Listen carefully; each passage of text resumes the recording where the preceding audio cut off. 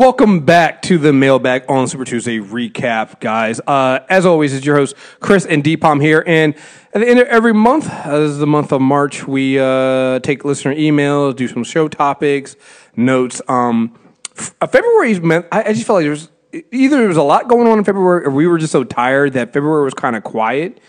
I have to say, March is, there's a lot of stuff in March. And we put together a pretty hefty, agenda. I put together some nice little articles here. We got new things to copy. Did you see the Angelina Jolie thing? No. Apparently, she's in talks of being Eternals. Well, right. I mean, there's so much stuff. Like James Gunn is all the way back. By the way, when you hear talks in Marvel, that means it's done. Right. It's just Like, we doing this now? It was like, so we have all this stuff to go. We got we got like 3, 4, maybe 4, 5 emails to read.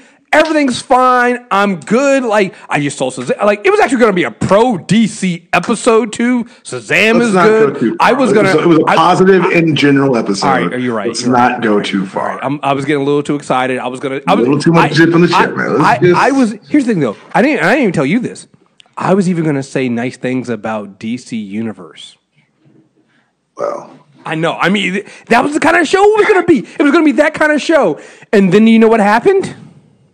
Like the last 48 hours. Like, no shit. I wouldn't realize this. We don't actually plan the mailbag. We like kind of get a framework, and we're like, oh, we'll work off of that. The last 48 hours has resulted in just, we didn't do this. I want everyone to know whatever happens next, this is not our fucking fault. And I'm gonna take it better than that. It wasn't even 24 hours, 48. Because we were gonna talk about the Zack Snyder thing. We were gonna do it. I literally put it in. It was like, fuck. Like, somebody sent me the video and did you see the video? I'm like, I've been purposely avoiding it, right? Oh, and then I put it in the Facebook group. And then okay, yeah. For the record, I want to go record here. Our friends are our friends, our family is our family. Mike Prather, who's been on unanimous decision numerous times, was the best man in my wedding. A wedding you attended, Chris. He's the one who sent me the Snyder thing. All my friends are trash. I mean, my girlfriend stabbed me in the back today, so I mean, I got. I just you're right. Our friends are not our friends, right? They know what to do to us. Yeah, they know. The same way you mess with me on Insanity Check, they mess with both of us. Right. But even then, and I'm reading this up. Defend that. The stuff, it was just going to be a line in the news stories, and we're going to like say what we got to say, and then move on. Yep. What caused what's about to happen right now literally happened within the last 60 fucking minutes. Which I've been offline for, so this is all new to me. This is very exciting. Motherfucking release the Snyder Cut, fuckers. What the fuck is wrong with you guys? What year is it? Yo! What are we doing? Are we done with this? What are we doing? Why are we still doing this? We'll get into the Snyder thing later on and stuff. I'm gonna keep that in the agenda where it's at. But I want to talk about right now just these assholes. Like, and it didn't just start here. I was gonna ignore the other stuff that was happening before. Like when I posted my Shazam video on review on YouTube, I know it was this is MCU light and what the fuck were you guys expecting from Shazam? Dark and gritty? The fuck? I was the grim and gritty hooded motherfucker. Did you think that out of all the Shazam stuff they had, they were going to go with the Roy Thomas stuff? Like, what the fuck? What if they just filmed Miracle Man? Like, what if they just... see, sir. I bet that's what they want. I guarantee. You know why? Because they saw a panel of Miracle Man and Wizard in 1995. They're like, that looks like the coolest comic ever. And that's how Zack Snyder would pitch Captain Marvel, or Shazam. I guarantee it.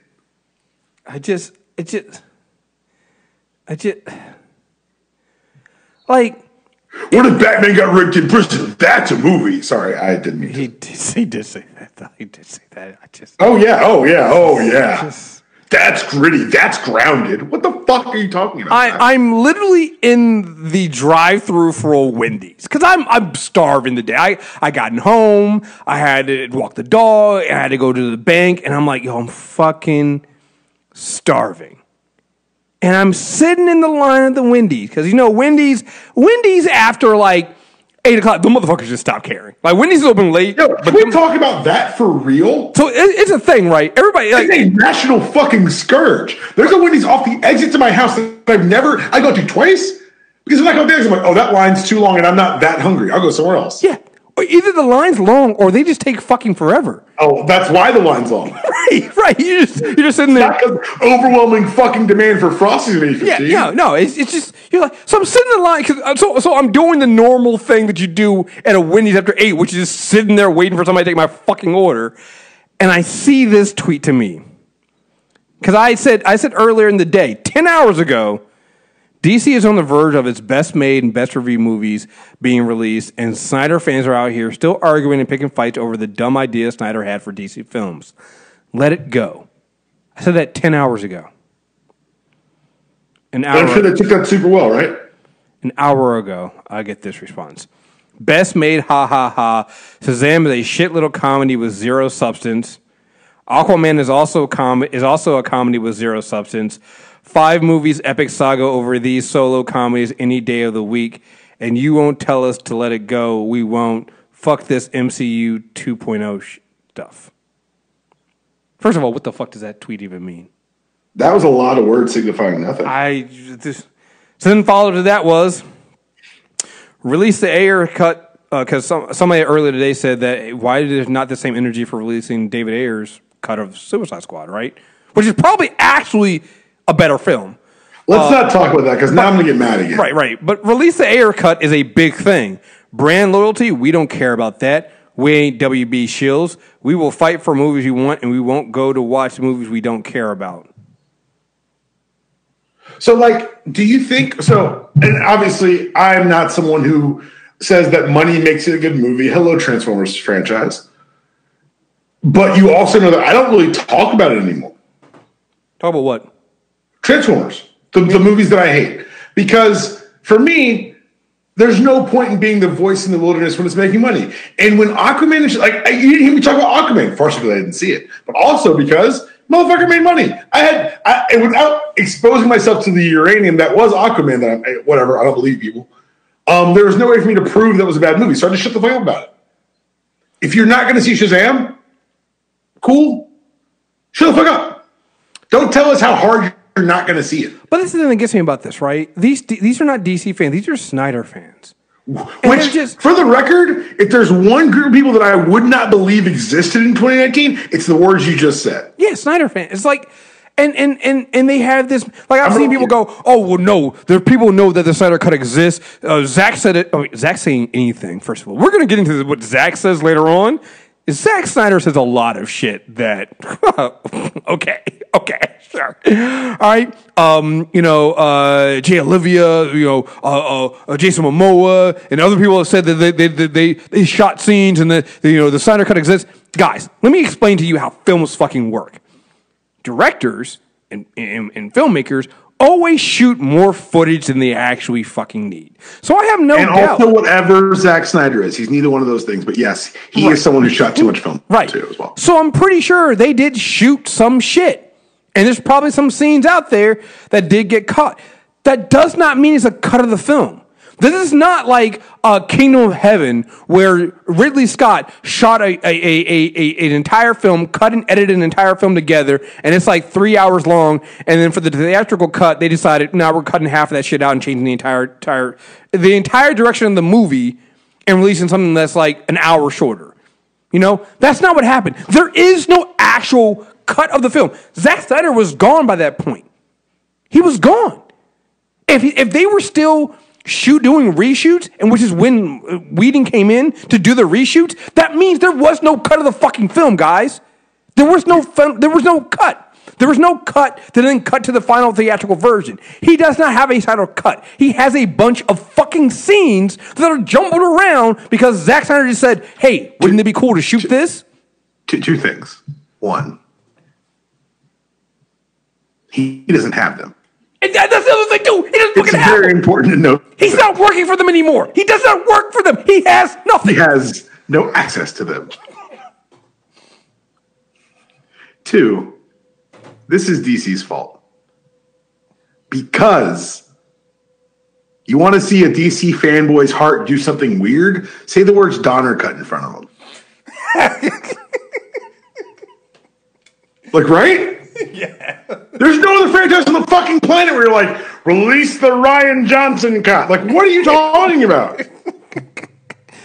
It's almost like Warner Bros. Has a history of manipulating and altering movies, which they do.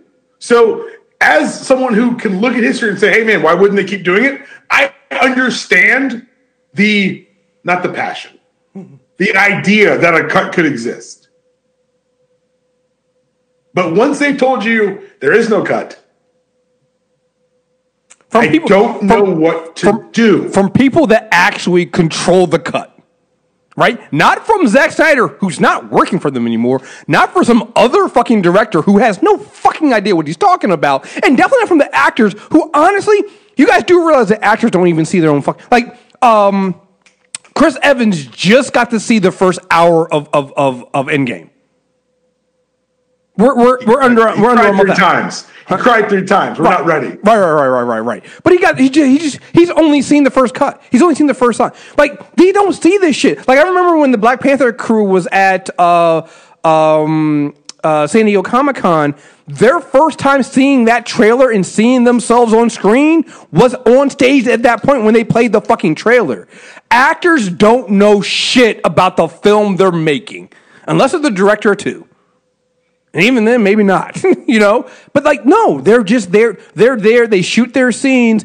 They're not, most times, they're not part of the editing process. They're not part of, you know, they're not privy to those conversations. So they're hired fucking hands. So yeah, you know, if you have Jason Momoa saying, yeah, I shot that scene. I'd like to see that scene. Yeah, of course he'd like to see that fucking scene in the movie. He did the work. If you got me out here stringing up on fucking, I don't know, on fucking wires, and I'm doing all this fucking dangerous shit, yeah, motherfucker, I want to see that shit in the movie. Doesn't mean it actually exists. You know? I guarantee you they shot a lot of stuff. Do you think that what was it? I remember when they released some deleted footage from... Was it BVS or was it? I think it was either BVS or Justice League. I can't remember what it was. And it was must have been Justice League because that's when they had Kirstie Clemens as Iris West, and it was the Flash saving her. And guess what? The effects weren't done. So even if you had some scenes that got cut. Like, if you ever gone and watched the deleted scenes on a film, on a DVD or Blu-ray before, you'll see some of the scenes have no effects in them. They might be just the wireframes. That's not a cut of the film, guys. I can go right now and watch the director's cut of Kingdom of Heaven, which is actually the better cut of the film, and it actually is good because it actually exists. And it's actually a finished fucking film. There is no finished Snyder Cut. Now, if you want to sit here... All the Snyder Cut fans heard was, see, there is a cut of this other film, so why wouldn't there be a Snyder one? That's all they heard. I swear to God. I swear to God. I said this on Twitter. They're going to be the new... Like, 20 years from now, they're going to be the new conspiracy theory. It's going to be Bigfoot, the reptilians, chemtrails, and fucking Snyder Cut. Like, it's going to be like... There's going to be some, like, Snyder Cut truther... who's going to be the new Alex Jones, and be talking about how, yeah, you know, the government's keeping us from getting that Snyder Cut, and the Snyder Cut really blew the whole lid off of the reptilians. And I was like, God fucking damn you. Fuck all of you guys. Like, Zack Snyder is a really nice guy for everything I heard. And apparently he's really accessible on whatever, he's on some social media, or he talks to and interacts with fans. I can't wait till when that comes out to be like a right-wing fucking preview. Like, that thing is, it just sounds weird. Oh, yeah, no, it is. It definitely is. It definitely is. Okay. But I don't think that he subscribes to that. I think he's literally, you know, he's, and I will say this. You know what he is? What? He's Terry Funk. For those of you who don't know, Terry Funk's a pro wrestler. Probably should have retired in 1989. However, if you go to your local Veterans Hall, he's probably taking a light tube over the head today. You know why? Because when you walk out and they cheer for you, it's really hard to let go of that feeling. Well, Zack Snyder's addicted to the adulation of these fucking mouth breathers who are like, Zack, you're a genius. He knows he's not a genius. Well, I'll take it a little darker and sadder. I think don't say that. But you know what it is. I think it has something to do with his daughter dying too. God damn it. And I think I'm dead serious. I think now I can't rant later. I think this is no. We're still going to talk about that bullshit. We're still going. No, I can't say what I was going to say after you said this. No, we're going. I have plenty to say, so we'll do that. But no, I'm talking about getting that love and affection from the fans, right? I like his actual plans for the movie. I believe those, and I think they were garbage. But I believe the reason why he's still going is because it's you know, it's shitty therapy. It's therapy, and you know what? All right, fine. I just wish he understood that some of these people were shitty people and are using that to be shitty people and be terrible people. There is no good goddamn reason to bring up the Snyder Cut when somebody is praising Shazam or even praising Aquaman for being steps in the right fucking direction for DC. Hey, you can like Zack Snyder films. You can like Zack Snyder the person. I think it's all safe to say that Zack Snyder was not a good fit for the DC films. He fucking wasn't. And we're moving on. Everybody's moving on except for the Snyder Cut fans. And you guys are fucking idiots. Goddamn idiots. Like, let's last thing, and then we'll get into these emails and we'll get back into the news stories. Let's say the Snyder Cut gets released. What the fuck do you think happens then? Time stops. It makes $2 billion, and then time restarts, and DC's on top. And Zack Snyder is the auteur god that he deserves to be. Do these people make Sucker Punch? Like, Sucker Punch fucking... Okay, say it. No, say it for later. Hey, do you want to be on... I got to talk to... That's one of our rewatches that me and Phenom got. Fuck and you. Absolutely not. That movie is... Oof, boy. There's not a force on this earth that would make me watch fucking Sucker Punch. Oh, I've never finished it. Oh, wait. You know what happened at the end, though, right? I don't care. Oh my God! I almost want you to. You know what? I'm not going to force you to watch it. You can't. I need you to go read the ending to Sucker Punch. Do you want to do it online? Do you want to do it during the podcast? Nigga, okay, let's start. You know what? I'm gonna start reading these emails. We'll do it after the emails. I will at the end because you know what? Actually, I'll say which email to save because it's one I have no answers for. Okay. I can't speak to either one of these things. It's the one from Felix. I can't speak to either one of those things. Read that last, and I'll read Sucker Punch Wikipedia during that. Oh yes.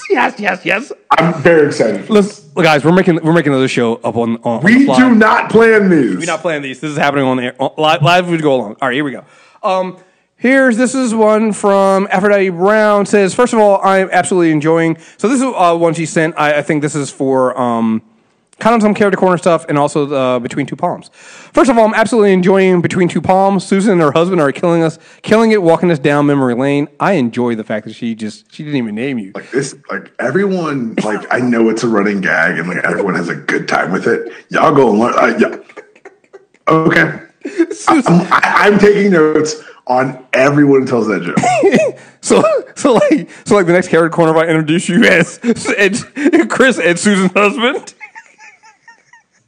It's fucked up because, like, you know what happened this week? I bought those Raycon earpieces. They're actually pretty dope. I like the little wireless ones. But everyone says, "Oh, that's Ray J's." I go, "You mean Brandy's brother?" So maybe this is karma. Right, karma. Listen to the recap of Avengers: Age of Ultron. Problem to question. Even though we don't know yet how the universe gets righted in Endgame, some of the speculation has our heroes going through time as a way to thwart Thanos' snap. I enjoyed Aaron Tyler Johnson as Quicksilver, and I'm wondering what are the chances we might see him again in the future films? Is it really a rap that Quicksilver is dead and gone, or can I hold out some hope that the changes which come from Endgame might bring Super Speed back to Marvel films? You want to answer that? You want me to say something? That's a great question. Yeah.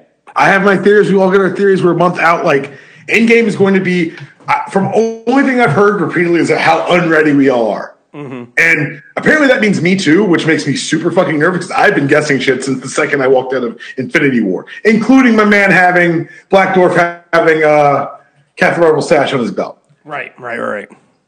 We know that there were some shots taken during filming where they were revisiting big moments in Avengers history. Yeah. The quantum realm stuff says that time travel is going to happen and be a big part of this. I will say right now, speculation would be just open and baseless. Whatever they do, I'm excited for. Do I think they could bring back Quicksilver? I think that another story we're going to cover would point closer to yes than no. I was gonna. I'll say that then because I think the same thing. That was what my answer was gonna be. So stay tuned. We got the big topic of the day. We'll talk. The greatest topic. Yeah, the greatest topic of the day. Here's from Titus says, "What's up, Chris and Dpom? I just finished your discussion on Doom Patrol by Grant Morrison, Volume 1 and 2, and wanted to say I thoroughly enjoyed them. I like how Morrison took lesser known characters and wrote very good stories around them." During that, and so he's about to bring up some DC Universe stuff. I want to point out. You said what? Let's do it. Well, but I wanted to point out because I don't think he actually mentions Doom Patrol on there. I've heard nothing but good things about Doom Patrol on DC Universe, and that's great. I had a great feeling about them from the episode 4 of Titans that had them on there. It seemed I was like, this is what you guys should have led with. This is good. So I'm actually looking forward to checking out Doom Patrol soon. I've heard nothing but good things about that. And not from the people that are like, oh, Titans is good. I'm talking about like from people who are actually like, no, Titans is terrible. Some good stuff. So during the discussion, Chris asked for feedback on the DC Universe app, so I have some. The user interface can be redesigned to make finding comics, TV shows, and movies easier along with a number of current comics. The latter one might be difficult for some reason. The inventory of the comics has steadily increased since its inception, with many issues being added daily. Yeah, I don't know if we covered this last mailbag, but I do remember them doing a big push of some new comics, which is honestly the biggest thing I've been waiting for DC Universe. Like, if they can get more of these comics, some of their old back catalog into DC Universe, I'm gonna do it. I want to read DC comics.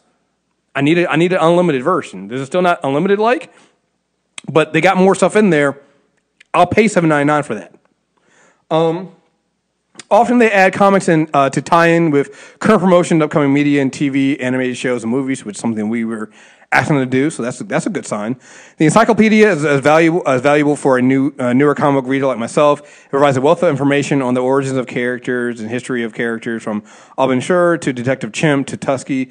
If you want all the Batman, Superman, and Wonder Woman comics from the beginning, the service doesn't work for you. But I think that's fine. I mean, I don't think because again, especially for those characters, you're talking about going all the way back to the Golden Age, so I wasn't expecting those. What threw me off when we first looked at DC Universe was they didn't have the Rebirth stuff in. They would have like one issue of Rebirth, and then they had nothing else. I'm like, you were paying to get advertised to, right? It's like, what do you no? or it was like one volume of like Zack Snyder of Scott Snyder's Batman run. It's like, guys, that's been out for a long time. You only have one volume of that. So this is good hearing that they've added this stuff in there. If you're new to DC and want to read about lesser knowns, it's great. Oh, and if you think Titans is bad, go and watch the 2006 Aquaman pilot. Keep up the good work. Oh, hell no. I'm no.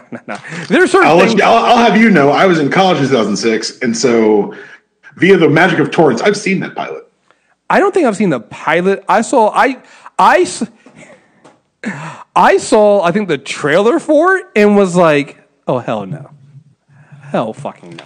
I'm not doing it. See, that's back when I hated myself. No, I have to know. Like, I paid to see Ghost Rider that same year. See, that's I'm not proud of it. It happened.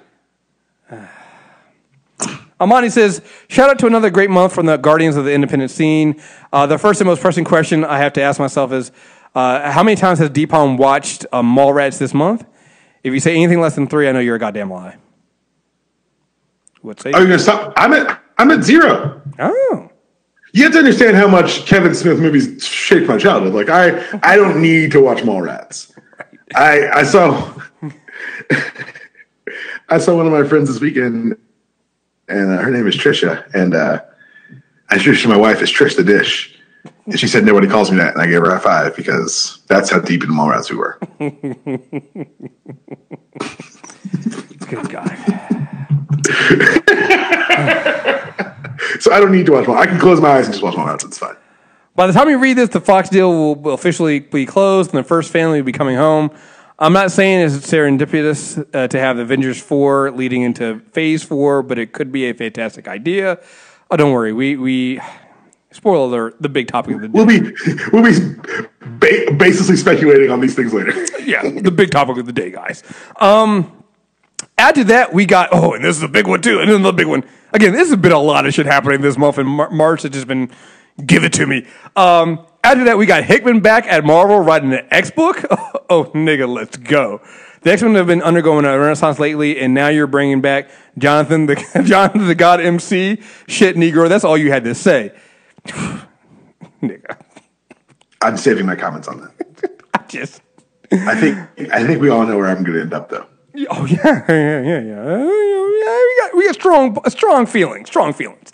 But I know you didn't think I was going to leave without talking about Tyrese in that Morbius movie. I kind of wish you had, though. I kind of, because I've just pretend like this. I'm treating the Morbius movie like I treated Venom, and I'm just like, it's not happening until it's like they're running promotions for it, and I go, fuck, they actually did it. Look, if you're going to put out cheap movies that are trash, yet explicitly profitable, you might as well lean into it. There's really no other way Sony can go. All right, y'all, appreciate everything as always. P.S. I'll keep banging the drum on Immortal Hulk if for no other reason than Tony having a jet call he calls Stark Scream. Have I not been selling that on the show? Yes, you have. Yes, you have. You have. I love that. I love that book. Yeah, I know. I need to catch up on. I'm spoiler alert. The pull list for me has been very, very weak because I've just had so much other shit going on. But I need to catch up this weekend in comics. Here we go from Brandon. It says, what's up, Chris and D-Palm? So it's official. Fox and Disney deal is done and the family's back together. I've been seeing so much speculation about what's next. I think so many people want so many things, but not everything is likely to happen or even good. So many people just pick their favorite character, but it doesn't mean it would be good. For example, I don't say this on Twitter because I don't want it to be taken the wrong way. Well, I would much rather see Storm be a leader of the X-Men for a trilogy of films than her get a solo film. Since both of y'all grew up with the X-Men, which character do you think would make really good solo films? You go first because I have a rant. I think it's very simple. Like, there's only one X-Men that actually had an ongoing book that lasted long. My nigga, you cannot see me nodding. And so the answer is none. Outside of Wolverine, we don't plan this, y'all. Wolverine is the only one that had an ongoing comic. Maybe Cable. Cable had an ongoing one too. If you count, I don't even count Cable as a proper X-Men. As a proper X-Men, right? And so honestly, they don't because the X-Men. The thing that makes the X-Men work is they're a team and a family. And this is why anytime you can do little one shots like I can't remember. I know you sing the praises of the Iceman book, but it was like a short. Yeah. It was a limited run, right? It's like these are not.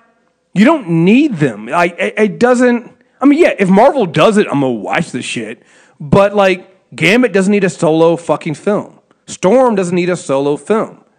But that doesn't mean you can't make Storm the leader of the X-Men and then have an all-female X-Men team that she's leading. Like, there are ways to do this and technically get somebody their film, but not have it a solo film. You see what I'm saying? You stepped all over my rant. I'm sorry. We don't plan this, guys. We don't plan this. I didn't know what I was like, you're going to say this. I hope he doesn't say what I say, but he's going to.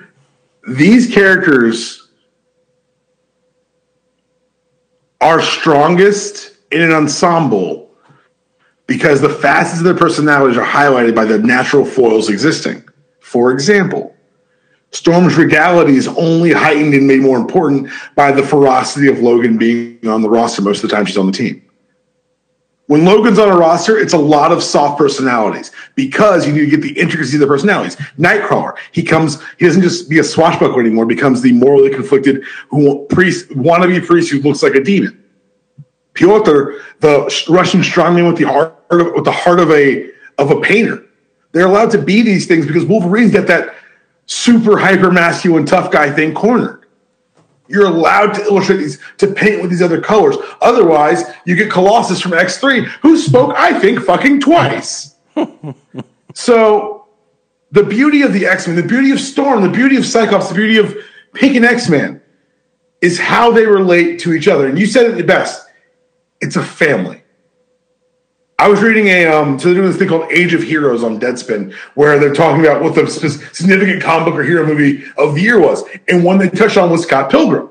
And it's pointing out something that I guess I subconsciously not noticed, but hadn't actually put into words about Scott Pilgrim. It is very much in the vein of, it's a Claremont X-Men comic. What do I mean? It's large battles that seem out of place almost, interspliced with all this interpersonal drama. The quiet parts of the story, the fights catch your eye, the Morlock Massacre, Inferno. But other things are more important. Storm losing her powers, Storm dueling Callisto for leadership of the Morlocks without her powers, Storm beating Cyclops without her powers in the Danger Room, Wolverine going from vicious loner to tortured samurai. These character moments are what define the familial aspect of the X-Men, because they're not bound by being mutants. What they're bound by is the commitment to protect a world that hates and fears them. And yes, there are individual story arcs that are interesting within the X-Men, but they're more interesting as they use to define the personalities within the X-Men. And to go back to Wolverine, because he's also, we said the reason why Cable doesn't fit because he's not a really proper X-Men. I mean, technically, Wolverine wasn't either. Wolverine was the only of those new X-Men that came in and had already been, Banshee too. Banshee too. Like they had already been introduced somewhere else, and his whole backstory is he's a loner. He's always been the outsider. So and again, he's had the longest run, outside of that. I'm not saying maybe at some point we'll get that with somebody else, but I don't know. I just always feel like, you can do a solo. Wolverine going solo makes sense. Storm going solo, Storm going solo doesn't make. Cyclops going solo doesn't make sense. It's like it just doesn't. Like there's so many interesting aspects of Storm as an X, especially if you're going to make them as an X-Men, right?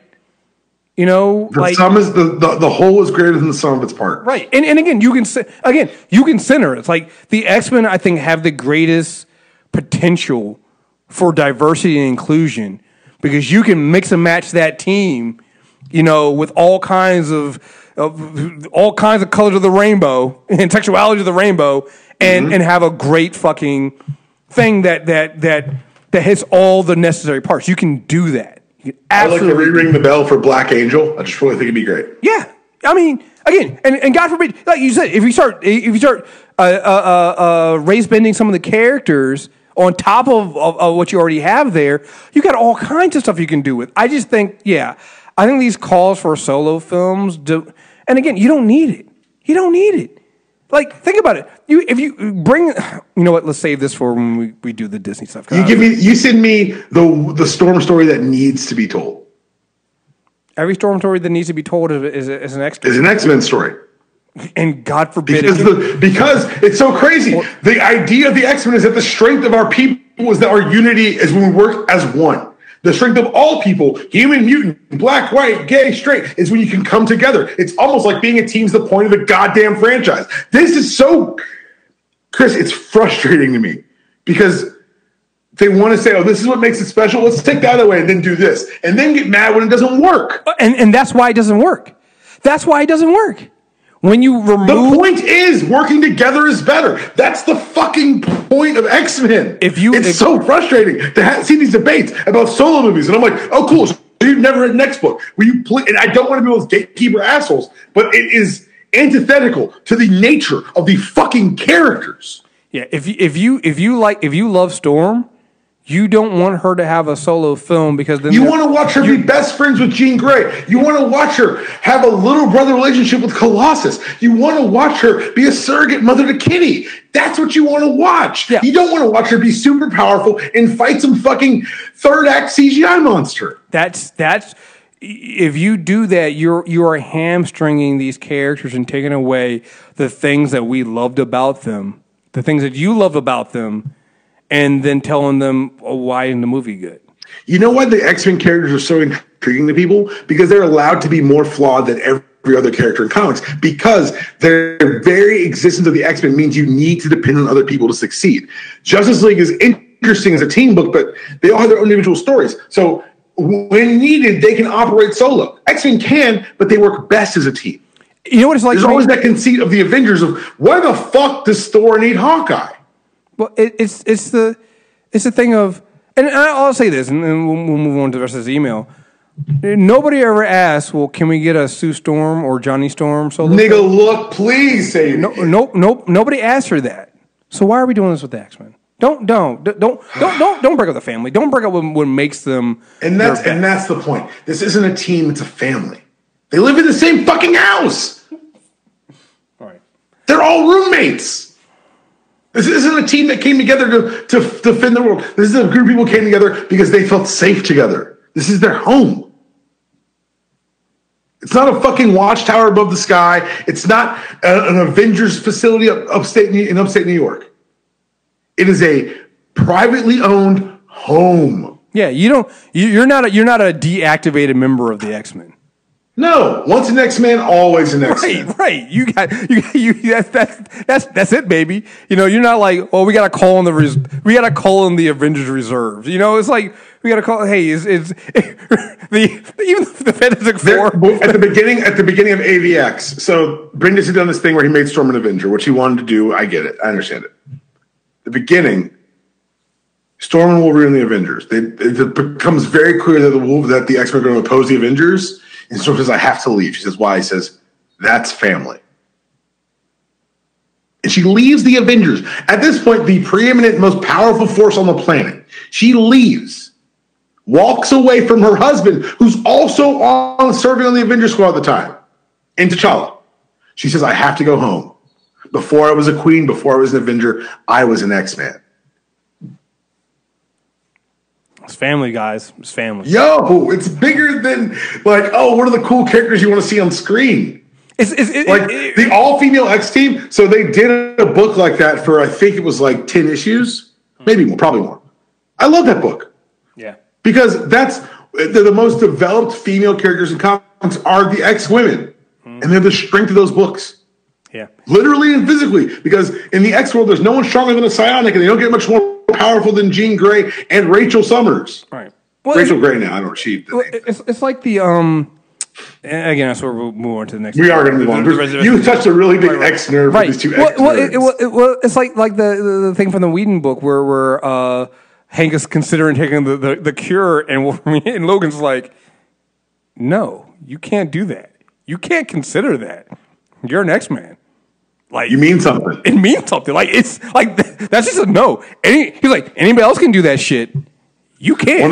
One of these weak sisters of the poor, they can do it. That's fine. One of the kids, a student, of course, you're an X-Man. Right. You don't get to make that You've choice. given up that idea. You don't have the right to even think about it. Right. Rest of the email says, also we know Legends and hey, yo, I had this in the notes, but yo, what about that Legends trailer, yo? Oh, God, I missed that nigga, show. I don't know what I was thinking. Like, I haven't really missed Legends that much. I'm a liar. God damn it, I missed that fucking show. That show is insane and amazing. If you have not seen the Legend of Tomorrow trailer for returning on April Fool's Day, nigga, go stop the podcast. I don't normally tell you guys to stop the podcast. We'll be here when you get back. Just stop the pause it. podcast Seriously. and go watch that trailer. The jokes that they, nigga, like. They basically call what we've been saying that Ollie, Barry, and Kara are the Trinity. Like, it's so good, guys. I don't know what the fuck I watched. I just know I can't fucking wait for it to come back. I cannot believe no one's paying attention. Like, no one at like CW, like standards practice are like, wait, what y'all's playing? Don't worry about it. We'll get there. But I think that's what it is. I think they're going around trying to see. Let's see if we can get away with this. Let's see how long it takes him to ask one question. Right. Send back, I bet they send these off to CW. They don't even send back notes. Like, fine, whatever. We didn't watch it. just no notes. Right. Like, really, we blew up a unicorn. No notes. All right. Fuck. And Agent of S.H.I.E.L.D., yes. But less popular, but still good shows like Cloak and Dagger, Krypton, and Legion are coming back. Do y'all plan to pick up any new comic book shows this spring to watch? So I'll answer first of all. Cloak and Dagger already got a season 3 apparently, so I need to start watching Cloak and Dagger. I believe Cloak and Dagger did. Runaways did. Runaways did. I'm sorry, Runaways did. Yeah, I heard you need to watch Runaways. Yeah, I do. I need to watch Runaways. I need to watch Cloak and Dagger. See, Krypton, I don't know. I was on the fence about, but I did see this thing where they were showing some of the villains in there. Why do the villains on Krypton look better than the villains in the DC universe? I'm not. I'm going to say enough about DC later. I'm going to go ahead and I'm going to take the next email and a half off. Okay, I don't know. I've heard people being lukewarm on Krypton, but that like made me want to watch Krypton. Like, at least they're fucking trying. And then I do need to watch Legion. Like I know you and I both have committed to, and we need to actually watch. Right, because I watched The Gifted, and I need to get on Legion. I'm just behind. So I have a quick announcement. Okay. Damn it! All right. So the response between two Pauls has been great, and the rest of the episodes are coming. Just life has gotten in the way. It's been very crazy in my life. I've talked to Susan. The show's not going to stop after the MCU. Shut up, Chris. The first 2 episodes after the MCU is done, I don't know the order yet, will be the 2-season review of Runaways. Maybe we might break it up into 2 seasons. I don't know. I haven't decided yet. And we're also going to do the Umbrella Academy because I looked through our system. I don't think anyone has spoken about Umbrella Academy on this network yet. Yeah, I want to do Deadly Class and Umbrella Academy. Do you want to come on for the Umbrella Academy one? I might do that. Yeah, I'll try to find time and watch that because I do want to see. It's like I think it's 10 or maybe 8. It's really good. Yeah, I can do that. Really good. But yeah, that's the Between Two Palms announcement. Susan's going to find out because you probably heard me say it from here. But that's the plan now. Yeah, so I think those are the shows we plan on watching then. I need to watch Cloak and Dagger, apparently. Again, I'm with you on Krypton. Like, I saw this thing or two. I was like, wait a second. What? Yo, I was just like, wait, did I miss something? That seemed pretty fucking good. Right, I saw a great joke on Twitter. I think it was yesterday. I used to think, how could the idiots on Krypton ignore exploding planet? Then you read some climate change article, you're like, oh, I get it. Mm-hmm. Yeah. I don't know. I saw that. I was like, wait, they have Brainiac? Wait, what? That looks like Brain. What? Is that Doom? What the fuck what the fuck is this? Like, I was very, very confused. I need to find out. Yeah, I need answers. I need answers. I just don't make me commit to this. Don't make me commit to this. Please, yeah, that's the thing. If you're gonna sell us on Krypton, which, as you can hear in our voices, we kind of want to be sold. Right. Like, can you guys wait for like 2 episodes in the second season? I know that seems like a weird thing to ask, but I need to know it's not going to fall off a cliff. Black Lightning, how are you? Oh boy. Black Lightning didn't have far of a cliff to fall. It wasn't that good in the first place. Look, I've been watching. I don't even listen. I just see. I read the write-ups. I read the write-ups. I see the titles, and I see the disgust between the conversations between the Doctor and Shanna, and I'm just like, oh boy. Ever for the grace of God, go I. I'm glad that didn't affect my Arrowverse. Not my Arrowverse. We don't want it in the Black Lightning Arrowverse. Cool. All right. Oh, I remember all them people saying that they don't infect my Black Lightning with the Arrow and just fly. Notice that no Arrowverse fans were like, "Can we please get Black Lightning?" No one asked you. You don't even go here. Interesting. Lastly, I left my screener of Shazam last week feeling very similar to Chris. It's criminal that WB is not marketing this film better. It's equally maddening that it took Shazam for them to finally fully embrace the source material. It's clear to me that Jeff Johns actually made time for this film, given he wrote this Shazam New 52 stuff in this film. I know this may be a stupid question, but do you think DC is finally starting to learn the right lessons, or do you think it's an aberration? I will say this, first of all. God damn it. All right, so we need to do this. This is the second show me and Deepom have done in a row where I've had to do this, and I swear to God, we're going to make it up to him later on. Jeff Johns, I don't believe, wrote this, and I think he didn't write it. I know he didn't write it just off the top, because it's good, but also his writing credentials is not on there. I do not think Jeff Johns is good at writing these kind of things for movies. It's just not his thing. He needs more space. He needs more space. And a TV show. And we talked about this on the Shazam Character Corner. I was not a fan of his Shazam stuff in New 52, but it goes to what you were just saying. It wasn't enough space. They basically gave him the back pages to write a story, and it's all crammed together. The Shazam movie does take that New 52 stuff, but it does it better because it actually has space to tell you that origin story and give you enough. It's the first time I've seen. It's one of the few movies I've seen where I think the movie is way better than the source, and actually corrects a lot of things from the source. You know, and they did it well. And I didn't see Jeff Johns' name on the writing credits for this. Maybe he's an executive producer or something like that. I don't know, but like I don't think that I don't think it goes to him. I don't think the credit should go to him. I think David Sandberg and those writers, they understood the source and they did a good job of translating the source and realizing what they needed to do to make a good movie. So that's the first thing. Then to answer your question is it an aberration? I'm gonna say no, just because to be fair to them, they have been trending in the right direction. Take out Justice League, because Justice League I think they all knew that. But from Wonder Woman, yeah, from Wonder Woman to Aquaman, even with the stumbles that Aquaman has, it still is a step in the right direction for a character nobody gave, and it got them $1 billion. And it's still not a horrible fucking film, right? I said before, like, I'll take Aquaman over fucking that Alita movie, right? And then Shazam. Like, I think they found their right formula, and that right formula is stop trying to connect your movies and just let your filmmakers make their film. That's what they've done. Like, the idea that Patty Jenkins is both directing and writing Wonder Woman 1984 makes me supremely confident in that film. I have no idea what's going to happen with this Joker film. It doesn't fucking matter. It doesn't connect to anything. If it flops, it flops. If it's good, it's good.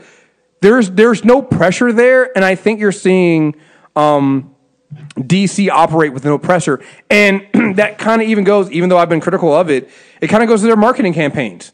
Their marketing campaign right now is the same thing they kind of did with Aquaman, and it's release a movie either overseas or to critics early, try to get good word of mouth, and try to make your money back that way. Do as little actual budgeted marketing as possible and see if you can make your money back. And from a business point of view, it's smart. For me, I think they could have marketed this film way better and made way more money and gotten more kids involved and gotten toys and all this. They could have done all that shit. They're trying to go the bare minimum route. The film only cost them $90 million to make. They're going to make their money back. So win-win for them. I think that's what they're doing now. And compared to what they used to do, which is obsessively worry what people thought of them and obsessively worry over pouring money into the problem, baby steps. Baby steps, you know? And the fact that they're not entertaining the Zack Snyder shit is also a huge plus. So. I think this idea that WB has no pressure is the newest form of let's keep giving them a chance. If they don't have pressure, they need fucking pressure. This is ridiculous. It's ridiculous. It's unfucking acceptable. And I know Shazam's probably pretty good. It's unacceptable that we're here. They were like, oh, hey, good movie. But, they did it in a vacuum. They had no pressure. What that's what you say about the special. Can we please stop grading them? I said I wouldn't rate them. Well, no, this isn't grading them on the curve. This is, when I say no pressure, I mean their marketing. Like, they're just, like, throw it out there, stuff like that. Like Shazam, I need to make this clear. Shazam is not, my thing in them saying Shazam is good is not grading it on a curve. Like, this is not the Wonder Woman curve where we're like, oh, yeah, but that third act is fucking terrible. Or the curve everybody gave Aquaman, which is, well, Jason Momoa was hot even though he can't act. No, this is, Shazam is actually fucking good. Like, good comic book, good. Period. Good film, right? There's still things over there they need to do. Like, the fact that they leave directors to answer these questions that they should have somebody overhead them answering. Like, Sandberg shouldn't have to worry about trying to answer why there's no trailer being released. That shouldn't be his job. Like, don't get me wrong. WB still has fucking problems. I think that their hands-off approach on these films going forward, though, means that could they get good directors? It means that good directors might be able to finally get the films redeemed. Like David Ayers. If David Ayers had gotten to make his Suicide Squad film the way he wanted to, it might have actually been a good film. We got James Gunn doing the Suicide Squad. You know, if they're not going to touch him and let him do whatever the fuck he wants to do, that's going to be a good film too. So if they're not going to get involved, and now marketing wise, who the fuck knows? They're not going to. They're not. They decide they're not going to put any effort into any of that shit, right? But I think we should also recognize that they're getting good directors, and if they don't get involved, they have 2 women directors already. So not even co-directing like Marvel did. You know, they've had an Asian man directing a film. Like they're getting diverse creators to do these things. It's seeming like they're now letting them, make these films. We'll see what happens, and it works until they get another Zack Snyder. God forbid they get a Michael Bay to do Man of Steel 2 or whatever, and then we're fucked. But right now, they've gotten people. And here's the thing. I think it goes on. Sandberg gave a shit. He clearly cares about that character.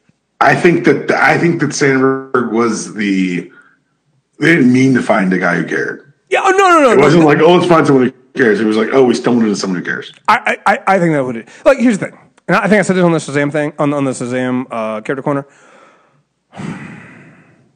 There's something I don't think I'm wondering how much of this film being good is because WB didn't give a fuck.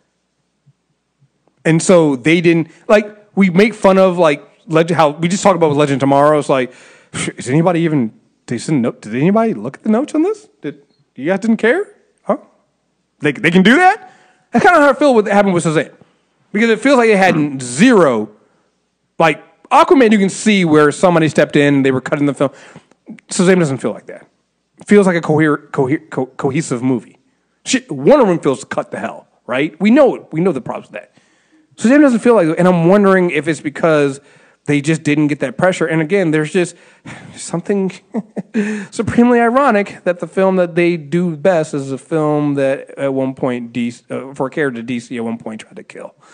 By assuming it is. But anyway, all right. Anyway, so that was it. Here we go. I read this the synopsis. Oh, say that. We got Felix's email right now. There we go. Here we go. Hi guys, Felix here. I had 2 questions. Hope that it's okay. If you guys are reading it, I want to hear your thoughts on Bitterroot by David F. Walker and Sanford Green. I've been really enjoying it, and it's the first book I've specifically ordered variant covers for my new comic store. I'm just really proud of Sanford and support him because he's the artist of the first comic I ever read, which I think was the tie-in comic for the Legion of Superheroes cartoon. He's come a long way. This book's a whole new vibe for me. I'm not particularly knowledgeable about the 1920s Black America. I grew up in the UK, so still a lot I don't know about our history over here too. But it's made me want to read up on that time period. Also love the essays at the back, really good reads. So have you read Bitterroot? No, sir. Yeah, I have not read.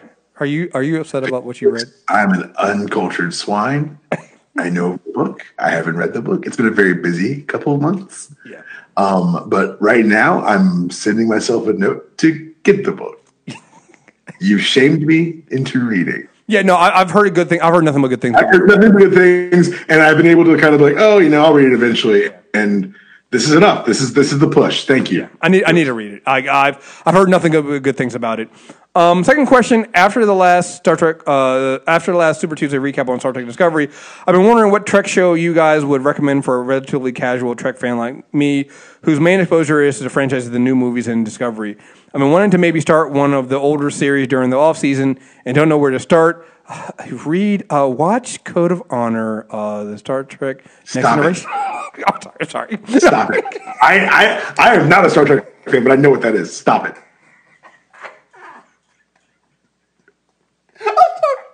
I feel like you tried to just slide. You thought I was gonna say shit. Like, how dare you? We have an obligation to listeners to not do shit like that. I'm sorry. No, you're not. I'm not. See, that's the worst part about it. Oh boy, yeah. Just look up Code of Honor in Star Trek. Anyway, I know Ron Moore from Battlestar Galactica worked on Trek at some point, but I'm not sure Voyager or Deep Space Nine would be a good starting point, or if I should even watch it all and use guys or something to avoid the bad episodes I've heard so much about.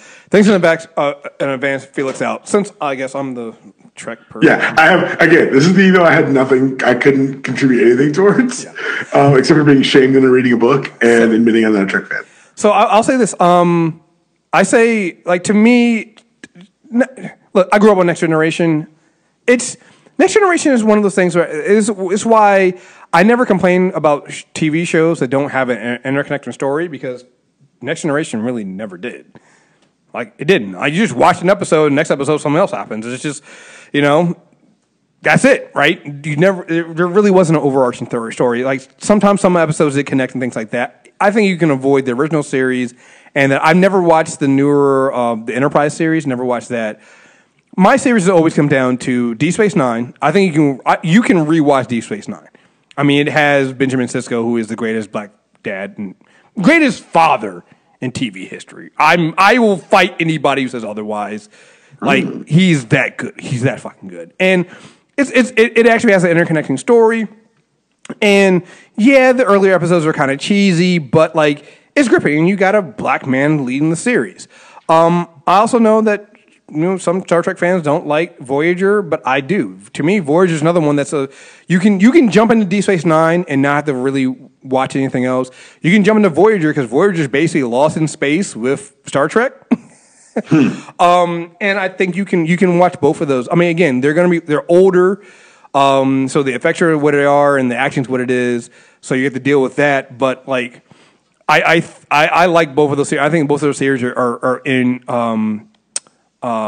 accessible for a new fan, especially someone coming off of like Star Trek Discovery. Because what you got to understand about Discovery for me is Discovery does a good blend of this idea of having an overarching story, which is what Voyager, and because again, with Voyager, it's like you got to get home. Like, that's the story. It's always their mission. They have an end goal to try to get back home, get right back to the right quadrant, and you have an end goal with Deep Space Nine, because it kind of took the story of Babylon 5, which you should watch Babylon 5 too.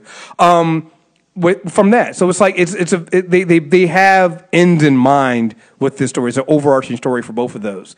And Star Trek Discovery does the same thing, but they also have week-to-week episodes as well that kind of tie into those themes that things work on. So like Star Trek Discovery is a really good blend of the styles of the original series and Next Generation and Deep Space Nine and Voyager, kind of blended into one with a more modern sense.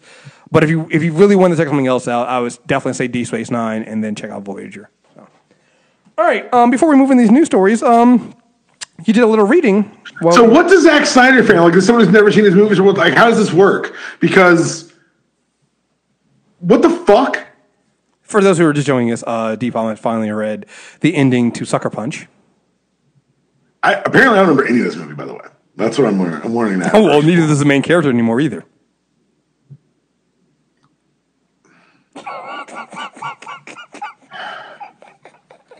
Come on, man. You set that one up. You set that one up perfectly. He sits out here just like school or fantasies and lobotomizing women. Is that what I'm reading? That was the thing. To escape basically I think rape and abuse, she gets lobotomized and escapes into her own mind.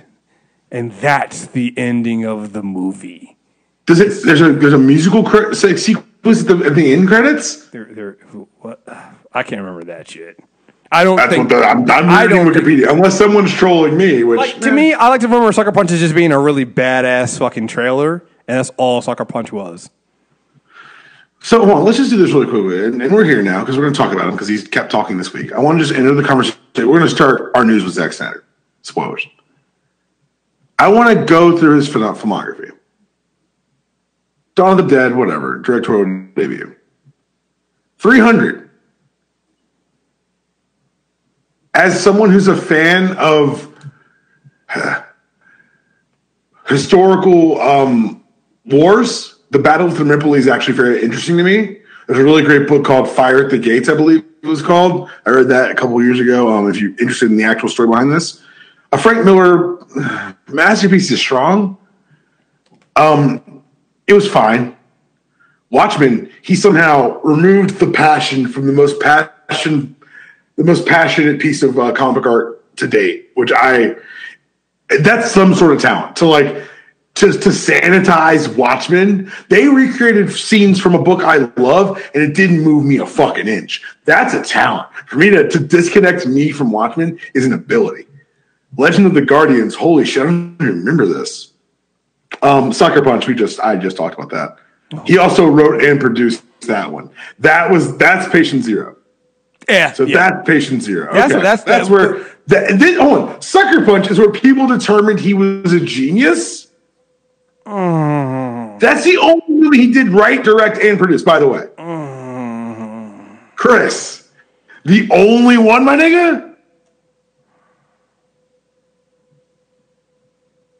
2013, Man of Steel. Chris has lied to you people before and tried to defend it, but now, Chris, will you still defend it? In the context of everything else, no. Chris, will you defend it? In the context of everything else, no. Oh my God! By itself, I can still enjoy him if I pretend he didn't write it. He just directed it. 300: Rise of an Empire. No one saw it. Well, I think he didn't direct that one. I think he just produced that one. No, he just produced and wrote. Sorry, okay. He wrote that one too. He got a co-screenwriter credit on that one. He just directed Batman v Superman, which means someone else wrote that, which is a whole other series of problems. I think David Goyer wrote that, didn't he? Of course he fucking did. You piece of shit.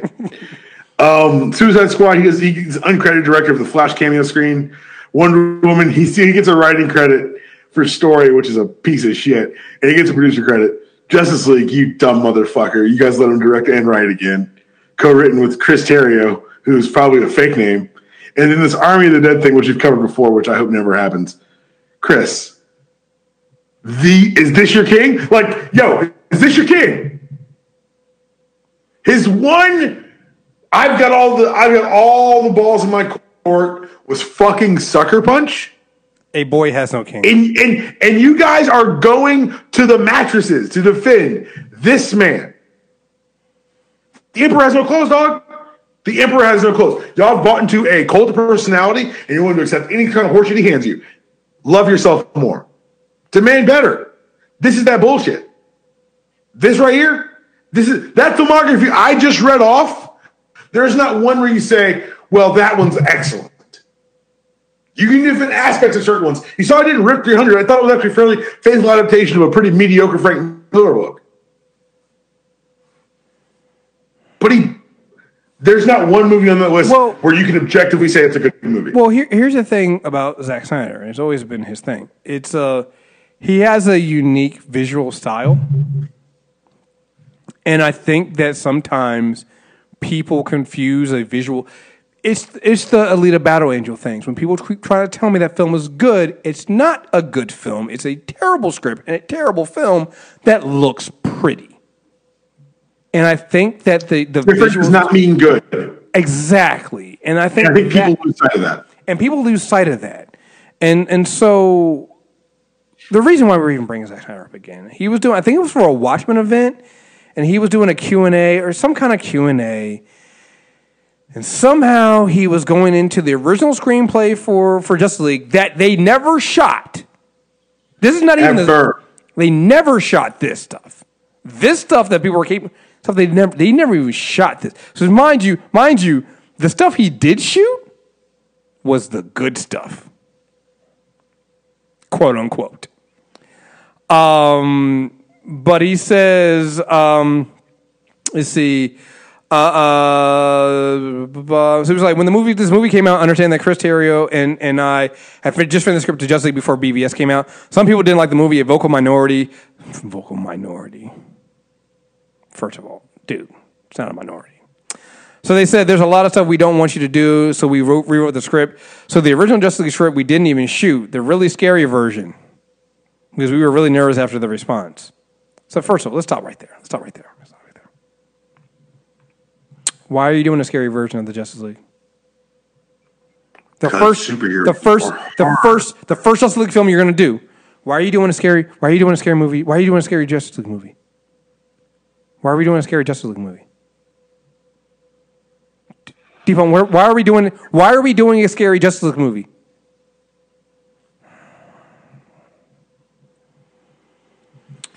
The truth is that the Nightmare sequence. Who asked for this? Who ordered this? We've got this tray of horse shit. Did anyone order this? It seems like no one. Did you? No? The truth is that the Nightmare sequence in this movie is always something that I intended to explain, and we end up in the future Earth where Superman has come to the anti-life equation, and there's a few surviving members of the Justice League, and a broken cyborg was working with Batman to send the Flash back to warn Bruce. There was a scene in the trailer, apparently it didn't make it in the movie, where Bruce says Flash came to him and warned him that Lois was the key and something darker was coming. Okay, let's stop right here again. Because remember, this is not like his four movie arc for Justice League. This is the Justice League film script he wrote for the first Justice League movie. Would you like to retract? Would you like to revisit your statement on given what I know now, Man of Steel's not ego? Would you like to revisit that? No. You want to know why? Because here's why. Man of Steel still wasn't Zack Snyder Unleashed. Chris Nolan was still there. And I'm not saying that it would have been great or anything like that. He still had a leash on him with Man of Steel. However you feel about that movie, that was still Zack Snyder leashed. After Man of Steel, WB decided to not only give him, instead of doing Man of Steel 2, to then bring in Batman and do a Batman versus Superman movie, which is like, why the fuck would you? That's like doing, that's like before even introducing Captain America, right after Iron Man doing Civil War. Why would you? That makes no. Why would you do that? Doesn't make any fucking sense. And then after that, we're gonna do a Suicide Squad movie, then a Wonder Woman movie that's set in the past, and then we're gonna Justice League. So when you're reading this thing and it said that what he said you're gonna do, where's Cyborg? When do you introduce Flash? So you're gonna jump into this movie with two characters who their first introduction is gonna be in the future, where they're. How do you build any fucking relationships? This doesn't make any fucking sense. Apparently, Lois is killed in the Batcave. Why is Lois in the Batcave? Why is Lois in the Batcave? Like, there's no setup here. There's no nothing. That's why I say in a vacuum, because I'm like, it seemed like there was a plan to build a world, and then they said, let's do BVS and say fuck it all. And so there's nothing here. There's nothing here. Like, you're just doing. Zack Snyder at this point to me is this is the script of a 13-year-old who goes, and then Batman shows up, and then the Flash, and then Darkseid, and then. It's not a good fucking script. None of the guy got all the toys and none of the sense how to use them. Hey, give me the DC toy box and a bunch of money. Let's see what happens. Like, there's no plan here. Why would you? Like, so if that was a Justice League script, when were you?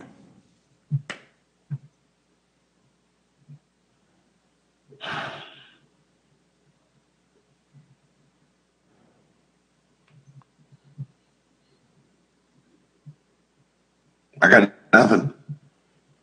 Because I know some people were like, well, that's probably like his trilogy. It was like, he's saying this was his script. This is the script they didn't go with. This is the script that they didn't shoot yet.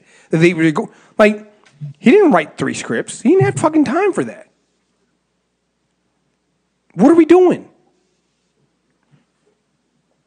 Like, I'm not even going to get into the Batman kills thing. Like, I did some more digging on that, and some of the context on that was out of the thing. I will say that it does show a larger issue with Zack Snyder, which is he never understood some of the characters. Or not even that he didn't, not that he didn't understand some of the characters, it's that Zack Snyder is the fanboy of the alternate characters, of the non-canon characters.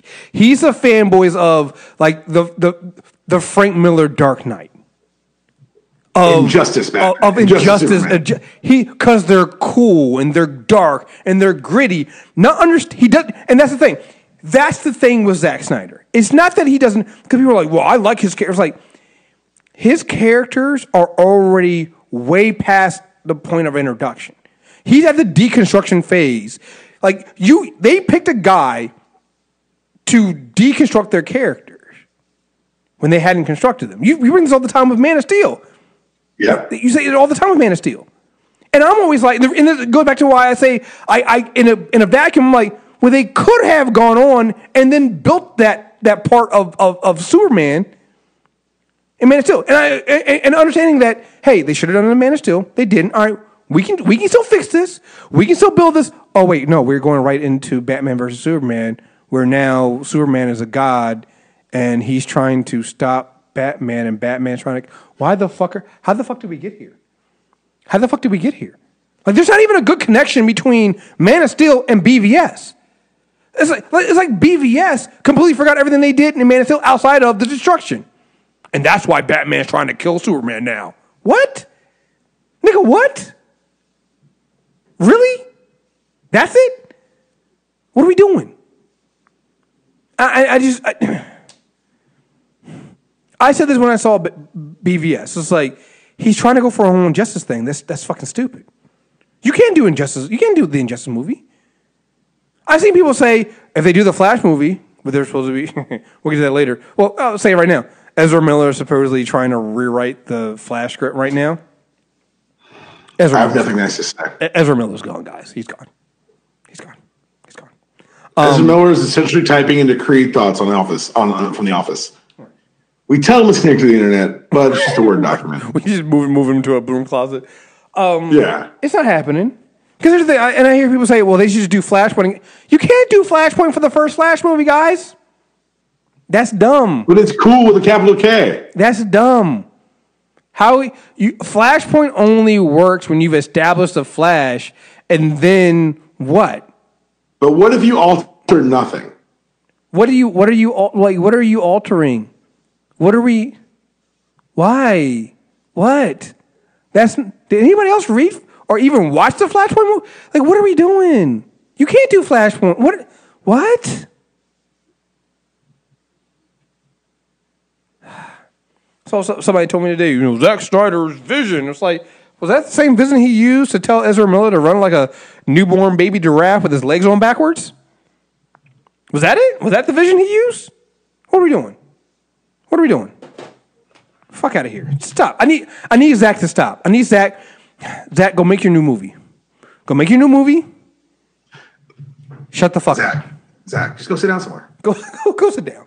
You got anything to lose? She doesn't. You know what? Hey, you can live off of the Sucker Punch residuals forever, apparently. You know what? I figured out. I figured it out.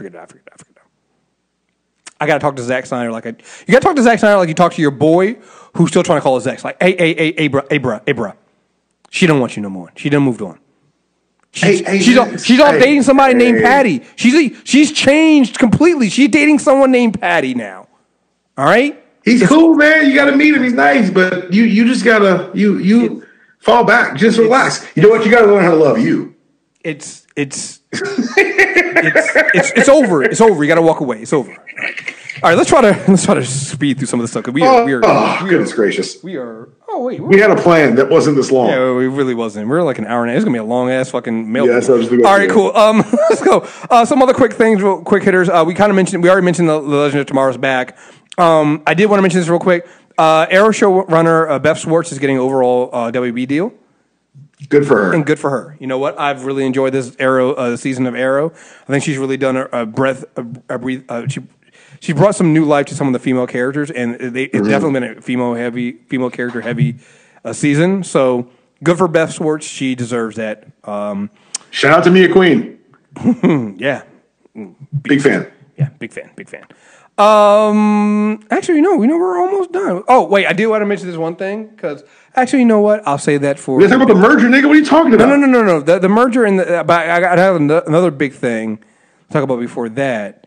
That kind of leads into that. Actually, all these things lead into this. I'm looking at this now. Oh shit. Well, let's do the sort of sad but not really sad news first. So apparently, there was this movie called. Let me see if I'm getting this correctly. New Mutants. No, I'm talking about Dark Phoenix. Was it that? No. I swear to God, there's a movie called New Mutants. No. I've looked at the schedule. There's no New Mutants on schedule. No. See, this dude, Josh Boone, was supposed to be directing it, and he actually they shot a trailer for it. They released a trailer. You can look it up now. There's a New Mutants trailer for New Mutants.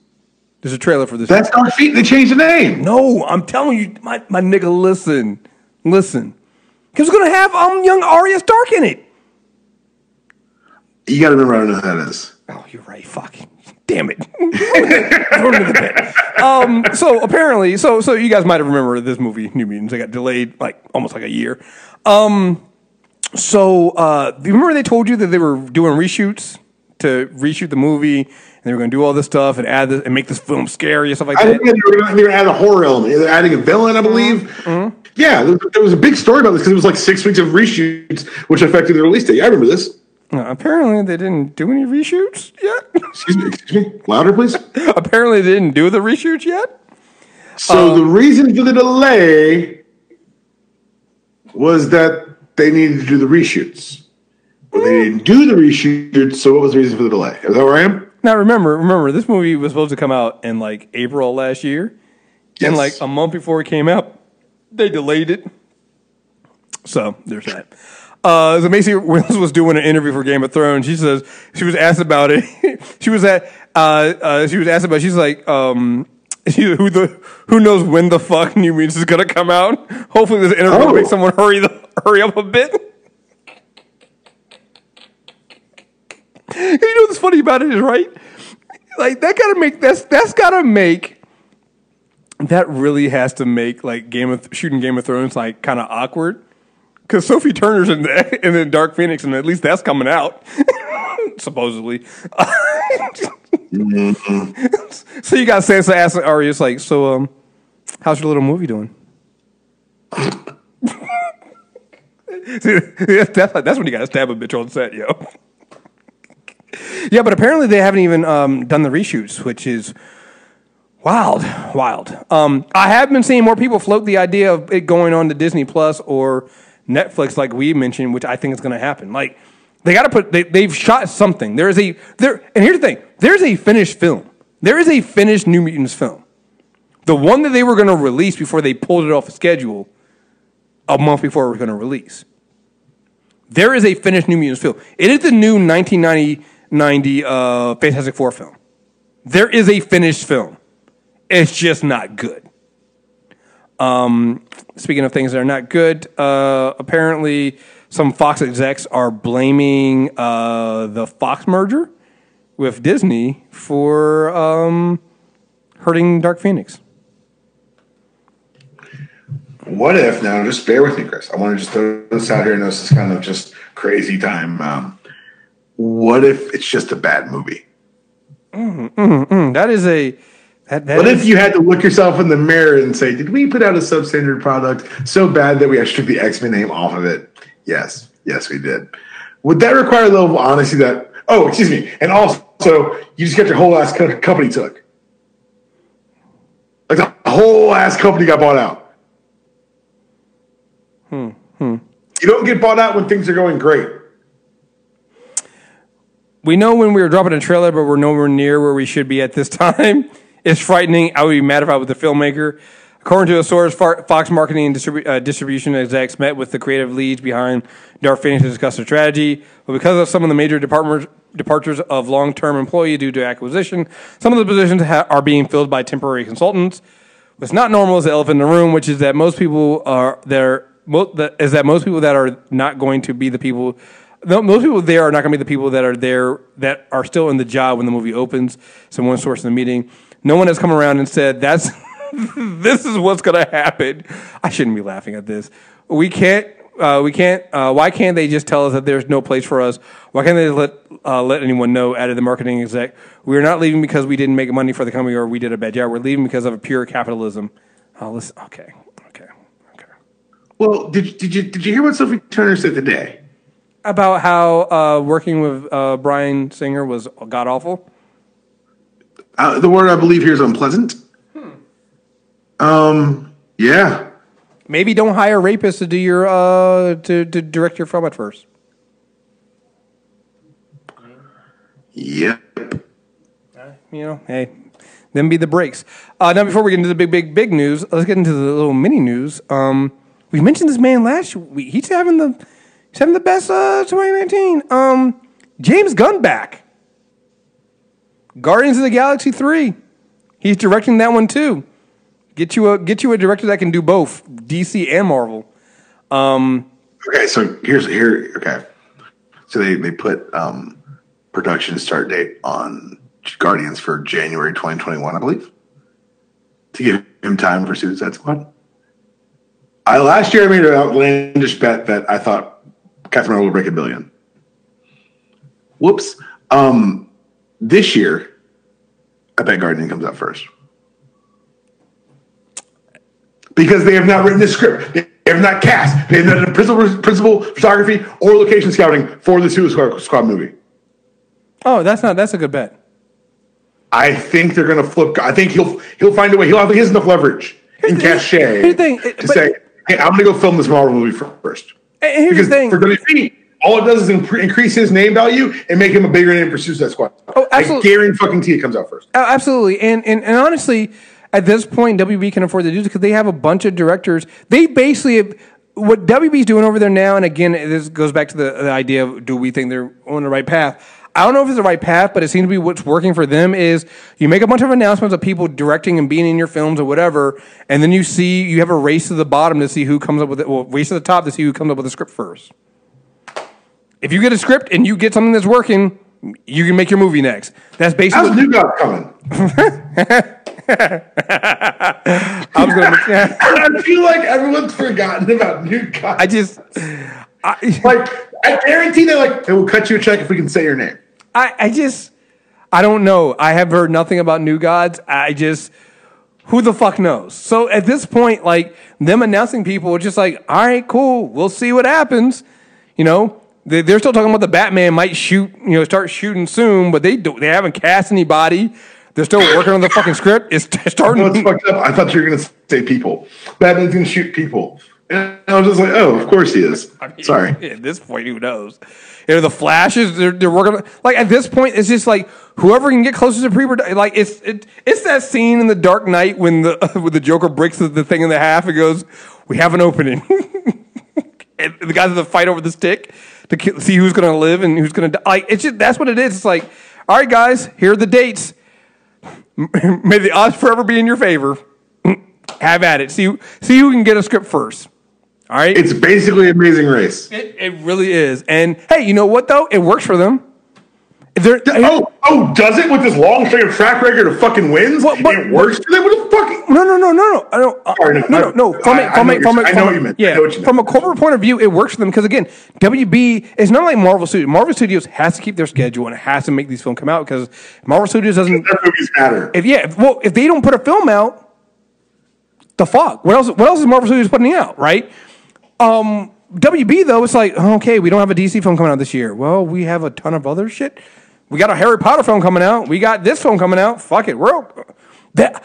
Again, it goes back to what we've talked about before with DC. The corporate structure of what they deal with is just not the same thing. And I think they've gotten down to the point of they've gotten into their corporate groove of this is how we do business. You guys let us know when you have something working, and then we'll go from there. I honestly think that Ava's basically probably still doing New Gods whenever she's done doing all the other shit she's doing. And they said, all right, fine.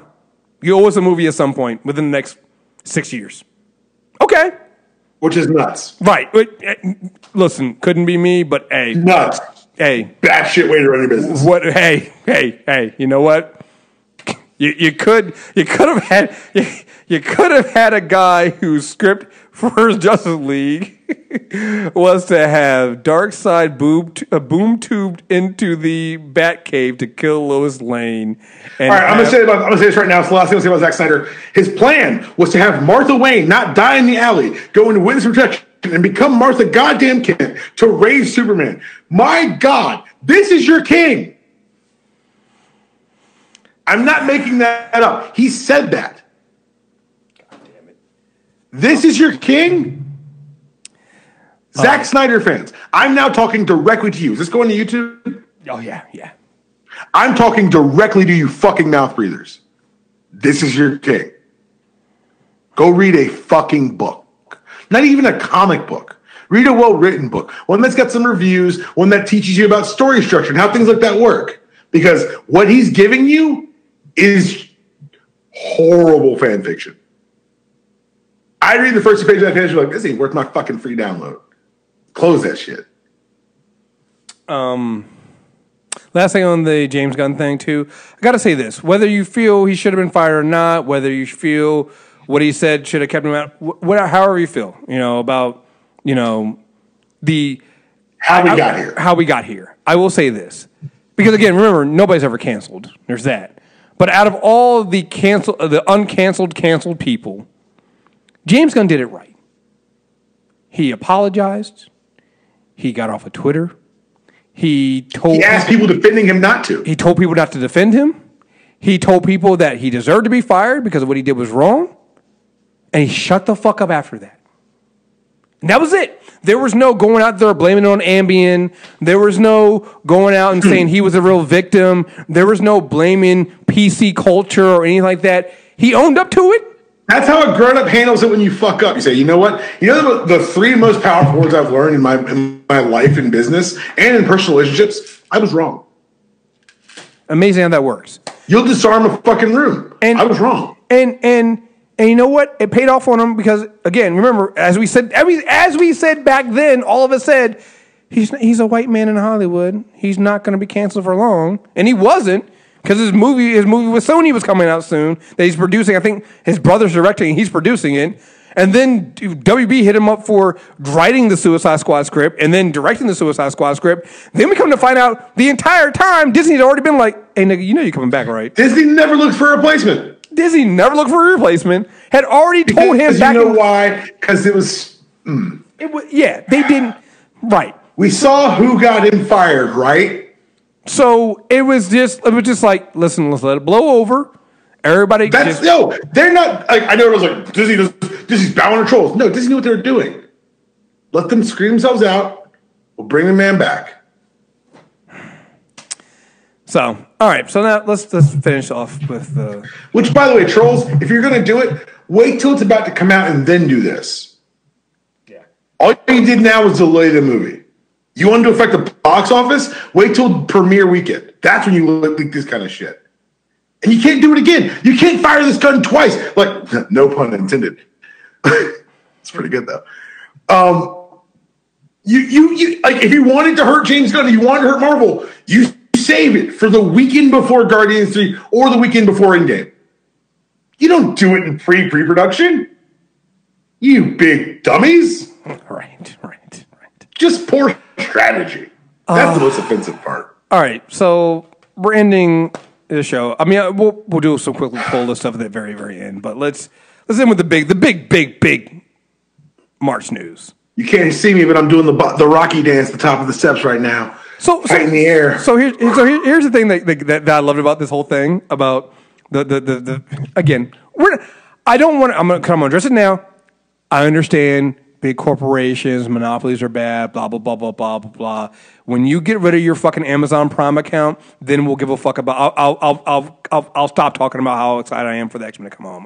How about we make that, if we all can make that agreement, when you stop shopping at, Target and Walmart and give up, then we can have this discussion. Because I know I'm not trying to have you guys are making a good faith argument when you guys do this. So just stop. You don't care. You've never cared before.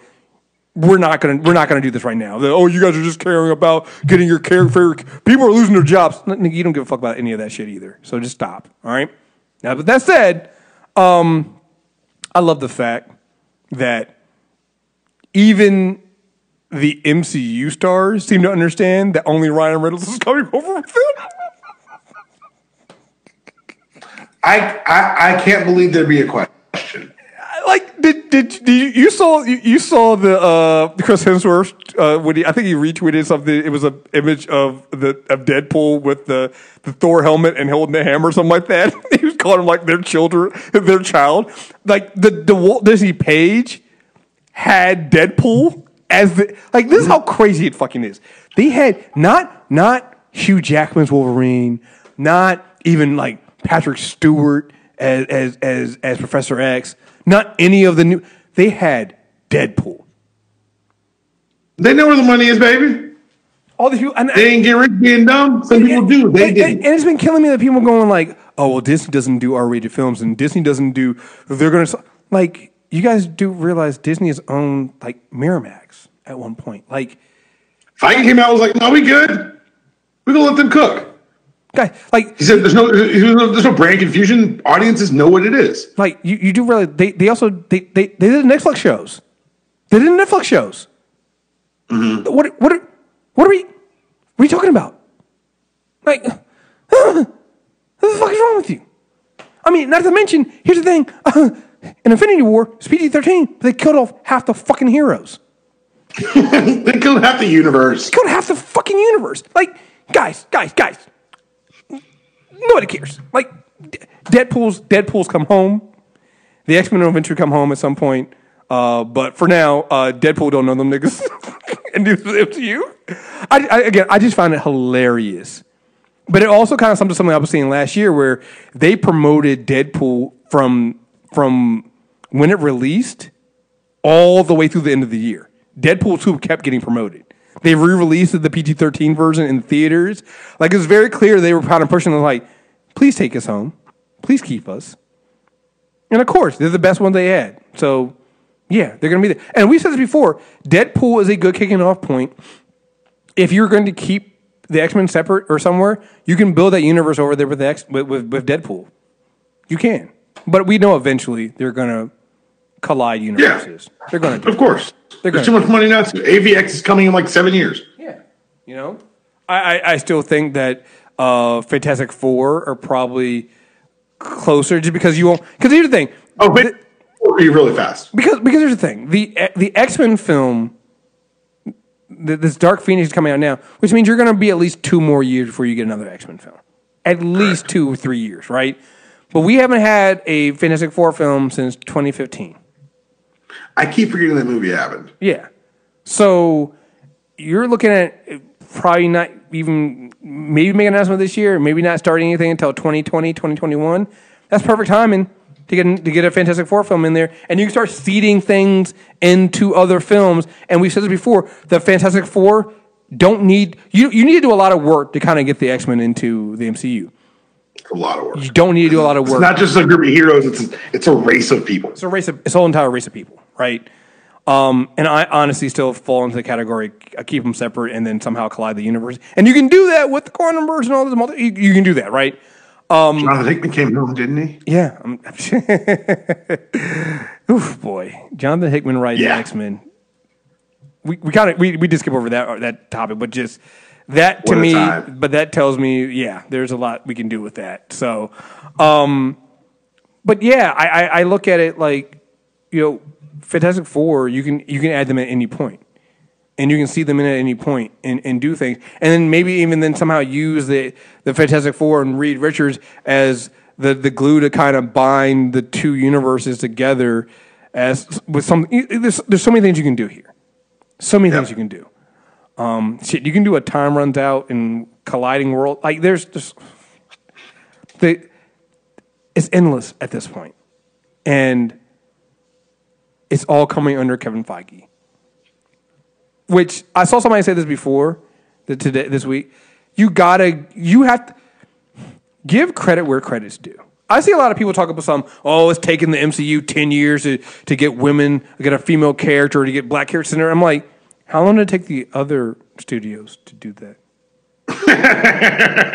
hey. You just relax. Like, we don't ask those questions. Why did it take to 2017 for WB to do a Wonder Woman film, guys? We don't ask those questions, Chris. Had those characters. So you can't just start at 2008 and go, well, why did it take them so long? It's like, why did relative to everybody else? That's fast. They're not talking about doing, out gay character. Like, this is a quick turnaround for a studio. Like, and in general, comic book films in general are far ahead of the rest of Hollywood when it comes to inclusion and diversity, and both in front of it, behind the cameras, and character, everything. Comic book films across the board far ahead of that. We didn't mention this, but hey, listen, I don't know if Titans Season 2 is going to be any better than Titans Season 1. Give them credit for casting a half Jewish, half Chinese, deaf, transgender man to be Jericho. Who else is fucking doing it? They cast Jericho to play Jericho. Right. But we know anybody else, not outside of a comic world, would have cast some straight man, cisgender man to be Jericho, white guy. Mm-hmm. They're not doing it. And to be fair, give credit where credit's due to DC TV. They've been far ahead of the thing with everything they've done with Legend of Tomorrow, gender fluidity, and stuff like that. Yeah, part of it's a quicker turn time on TV just because it's such a long time to do a movie, but you're right. They've been at the forefront. Right. Like, I'm just talking about, if you look at TV itself. Okay, in general. That's what you're saying. TV in general. Like, comic stuff is, they're light years ahead. Light years ahead of everybody else doing stuff. So it's like, I'm looking at what. So when you look at that and go back and look at what Kevin Feige has done in this 10 years, going on 11 years now, and it's truly phenomenal. And you have never seen any other franchise do this, both at box office, in connectivity, and in quality. You can tell me all you want. Oh, well, all the films are good. Shout out to Kevin Feige's weed guy. Yeah. Like, I don't know how he's keeping all these pieces. Like, we were marveling at doing Between Two Palms, just like, how do you balance all of this? Like, you can tell me all the time, not all the films are good. You guys act like all the films are good. Fine. Some of the films are, I'm not even going to argue that. Let's say there are some of the films that are not good. But if you want to talk about bad and average,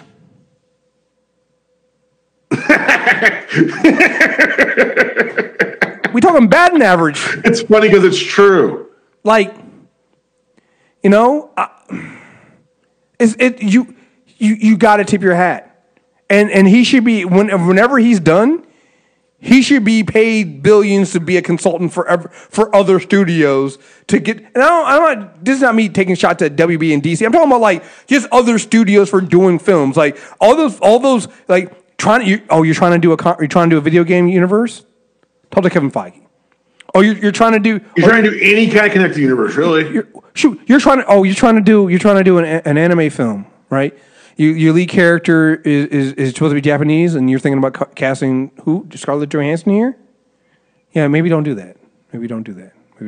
First of all, we've made mistakes like that before, so we're gonna say don't do that. And second of all, we realized that you can make a shit ton of more money if you don't do that. We forgot to mention that they're doing a Shang-Chi movie, and they've gotten the director. They didn't cast anybody yet, but they got the director for that. Asian American director. Like, catch out the back. Some of these things are layups, Chris. Yeah, I mean, we've gotten down that path. We don't talk about it enough, but Birds of Prey, going back to WB, Birds of Prey has a female director and pretty much an all-female cast, and they've raised bent some of the characters. I think, is Journey Smollett playing? That is playing, she's playing Dinah. Dinah, yeah. So, shout out to the Smollett's having a great March.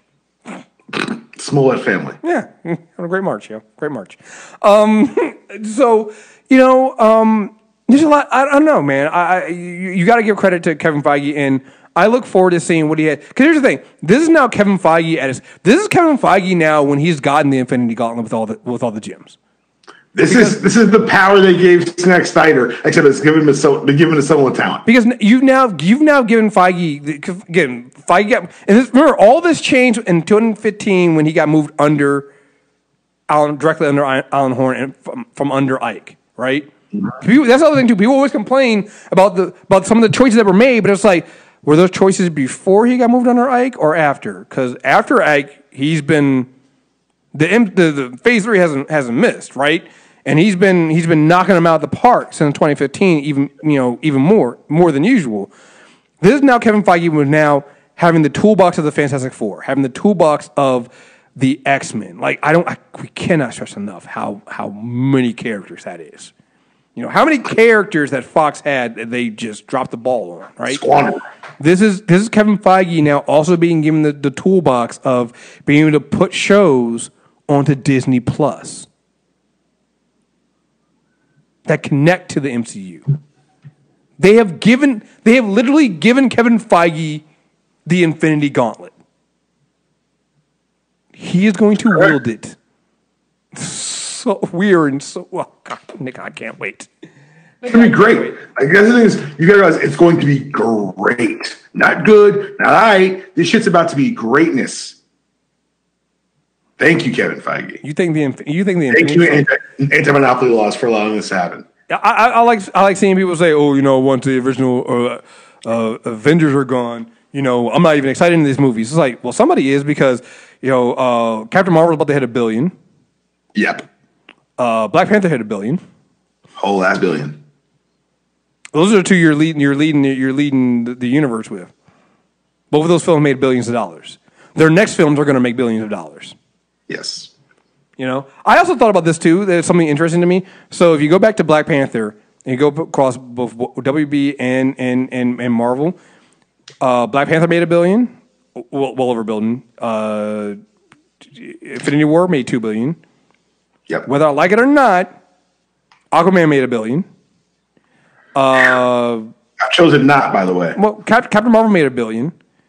Right? Did Captain Marvel cross yet? Well, it didn't cross yet, but it's like It's nine. Cross. It's like guys, it's like we're 9/11 like 4 days ago. We're gonna cross. Right. It's like 9. Yeah. There's no chance for me to just say I was right. Right. It's close enough. Like it's like 9:20 or something like right now. Like it's. Yeah, let me double check that, but I'm gonna do it real quick. But Deepam, out of the numbers I named there, especially the solo films, how many of them are white men?